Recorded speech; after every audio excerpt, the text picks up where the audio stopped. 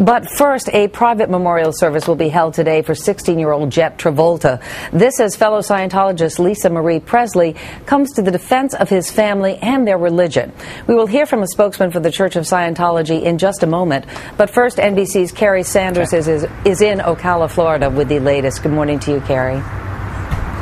Well, good morning, Meredith. It is unclear who is here with John Travolta and Kelly Preston to honor their son Jett's life, and that's apparently the way the family wants it. With temperatures in the 30s here this morning, a family spokesman says this is a small, private gathering designed to pay respects to a 16-year-old who died after a seizure.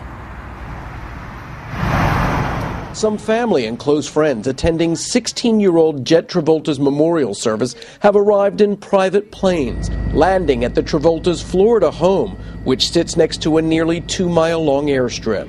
It's allowed most of John Travolta and wife Kelly Preston's high-profile friends to arrive and avoid cameras and outside attention. Ocala is a world away from star-studded Hollywood, Florida's horse country, where locals, now paying their respects, would mostly leave John Travolta and his family alone as they walked around town. Well, they're just a very family-oriented, community-oriented family, and just offer them their respect and condolences, and give them their space and their privacy. The Travolta family reportedly also chose to live here in part because of their proximity to Clearwater, where the Church of Scientology's spiritual headquarters is located. Lisa Marie Presley, in an online blog titled "Now is Not the Time," lashed out at some who have questioned if Jett was denied medical care for his condition because of religious beliefs. She writes, "It is not true that Scientologists don't believe in medical care, medicine, or medical doctors, and that may have something to do with this terrible tragedy. Just like anyone else, if one is sick, they go to the doctor. If a medication will make it better, then they take it. If they don't, then they're an idiot, and you can't blame their religion." While the family has said Jett had a rare condition caused by exposure to household chemicals, the latest edition of Us Weekly includes this photo of Jett on his tippy toes, again raising the question, was he autistic?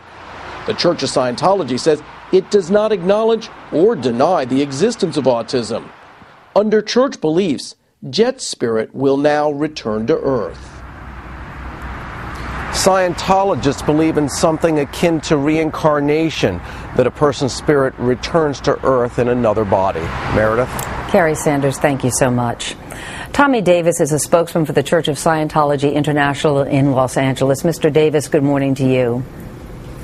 Good morning, Meredith. How are you? I am fine, thank you. I know you did not want to speak directly about the Travoltas, and I understand that totally, but really you came here to talk about some of the misconceptions about Scientology. So let's start with Scientology and anti-seizure medication. Is that all right under Scientology? Can a Scientologist take anti-seizure medication if it is prescribed by a doctor?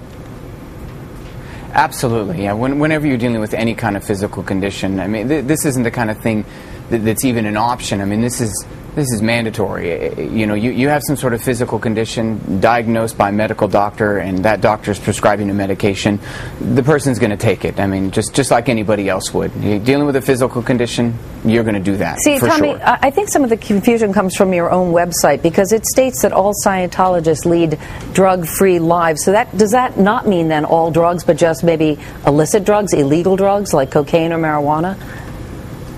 Yeah, exactly. We're talking about street drugs there, or that kind of thing in terms of drug abuse or drug addiction, and any sort of illicit or street drug, that kind of thing. But as far as medical drugs, as far as going to a doctor and dealing with any kind of physical condition or something that might be wrong with somebody, Scientologists go to doctors for sure. It's a matter of church policy, frankly. Someone has some sort of physical condition, they're suffering in some way, something's going on, they're going to go to a doctor and seek conventional medical help and follow that course of treatment. What any doctor would recommend. What if it's a psychological condition or a neurological condition like autism? Does the church recognize that?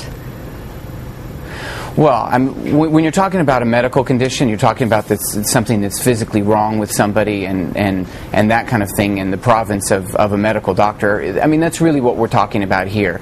And sometimes physical conditions involve the brain or some sort of malfunctioning, in that regard. And again, that's absolutely the province of medicine, and Scientologists go to doctors for that. Tommy, let me ask you one last question, because some people who have reported on the church and some who have left the church have said that according to Scientology, people with disabilities like autism are classified as, and I'm using a quote here, degraded, that they are capable of curing themselves by working harder on the church's teachings.